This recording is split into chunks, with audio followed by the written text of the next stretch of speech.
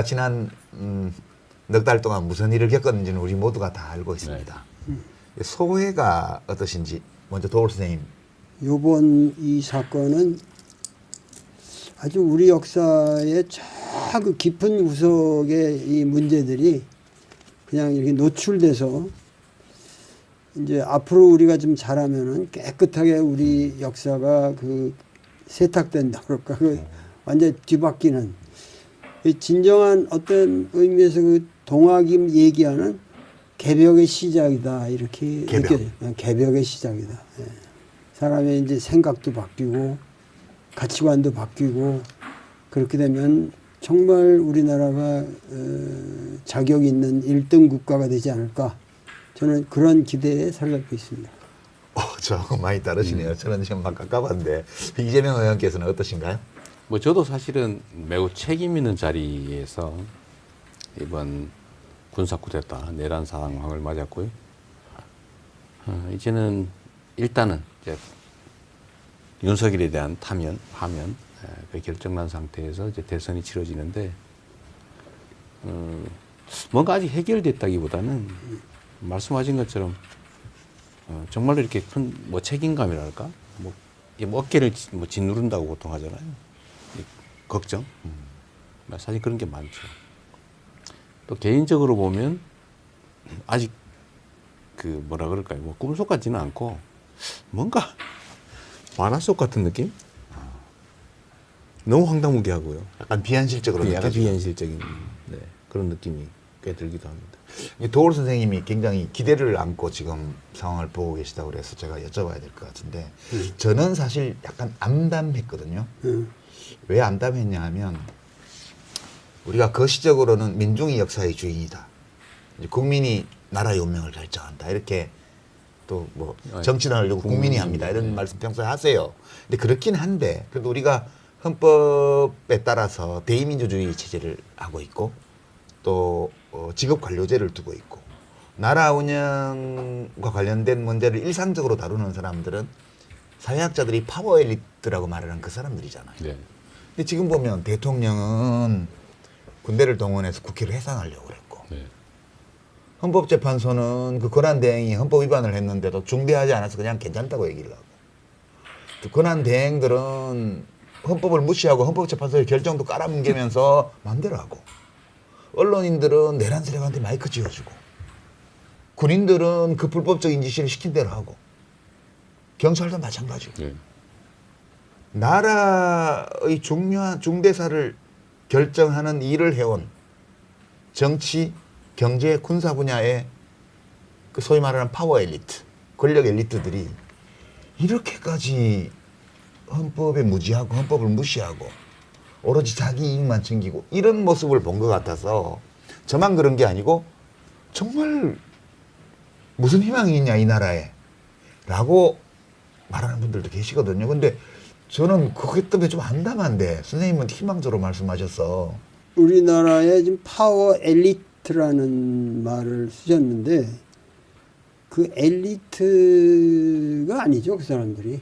엘리트답지 못한 거죠. 그거는 엘리트가 아니고 옛날에 엘리트라고 하는 거는 예를 들면 안동 지역의 퇴계라든가 그 지방 사람들의 모든 가치관을 관리하면서 그 문화를 이끌고 가는 어떤 그 공동체의 중심 역할을 하는 사람들 저쪽 우도에는 뭐 저 조남명이 있고 뭐 누구 이런 식으로 해서 그게 형성됐던 건데 지금 파워 엘리트라고 그러는 사람들은 현실적인 권력을 가지고 있는 것처럼 보이지만 실상은 사실 그 시험 좀 잘 본 사람들이거든요. 그리고 그 권력을 가질 하등의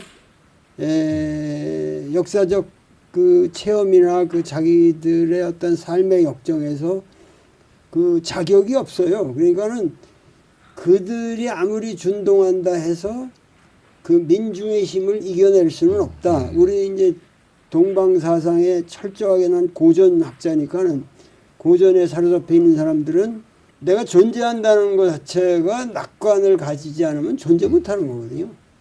그래서 아주 낙관을 했습니다. 시종일관. 선생님은 약간 이 세상을 플라톤이 생각하는 그런 세상. 이데아를 향해서 가고 있어요. 예. 그런 세상이고 엘리트란 정말 이렇게 가치와 또는 품성, 역량을 가진 사람 이렇게 생각하는데 선생님의 분류에 의하면 이 무기를 든 무례배, 현실적 힘은 가졌지만 결코 통치할 자질이 없는 그러니까 권력을 가진 무례배들이. 무례배 그 정도라고 생각하시면 그 표현이 엘리트는 아니다. 뭐 그런 말씀이신 것 같아요. 예, 제가 그리고 공감이 가는 바가 있습니다. 민심의 파워를 결국은 그런 소수의 엘리트들의 장난으로는 이기지 못한다. 결국은 결국 진리가 승리한다라는 네. 그런 생각이 뭐 저 같은 사람한테는 확고하죠. 저는 사실 그 관련해서요. 지금의 이런 상황을 저는 이런 얘기를 많이 했어요. 건강한 신체에 감염이 된 거예요. 예를 들면 이 병균에 의해서. 근데 이 얼마나 많이 침습할 거냐, 얼마만큼 건강을 해친 상태에서 이겨낼 거냐. 물론 못 이겨낼 수도 있어요. 극단적인 경우는. 그럼 나라가 망하죠. 망하는 거죠. 근데 우리 사회가 과연 건강한 신체인데 병에 감염이 됐다. 열 나겠죠. 힘들고 고통스러운 과정을 겪을 텐데 저는 이겨낼 거라고 생각했죠. 얼마나 빨리, 얼마나 건강을 해치지 않고 정상을 회복할 수 있을까의 문제라고 생각했거든요. 근데 생각보다는 제가 생각했던 것보다는 우리 사회가 훨씬 건강했던 것 같습니다. 면역력이 강하다. 네, 면역력, 저항력이 생각했던 것보다는 강한 것 같아요. 저는 사실 이 초기에 예를 들면 이제 계엄이 있기 이전에 사실 상당히 비관적으로 봤거든요. 언젠가는 우리가 이 상황을 극복은 할 텐데 엄청나게 많은 희생을 치른 다음에야 이겨낼 수 있을 것이다라고 생각했는데 우리 윤석열 대통령이 제가 생각한 것 이상으로 더 과격한 반응을 보인 거죠. 그리고 그 과격한 반응에 대해서 우리 국민들이, 대중들이 신속하게, 강력하게, 그것도 품격 있게 대응을 해서 결국은 이겨냈잖아요. 근데 그 바로 그 국회로 가시면서 차 안에서 네. 방송하신 거 그게 결정타 같아요, 사실은. 근데 김혜경 여사가 훌쩍거린 거 맞아요? 옆에 훌쩍거리는 소리? 맞습니다. 저는 뭐 죽을지도 모르는 네. 상황이니까. 저는 몰랐는데 나중에 보니까 영상 보고 그러니까, 하셨구나. 예.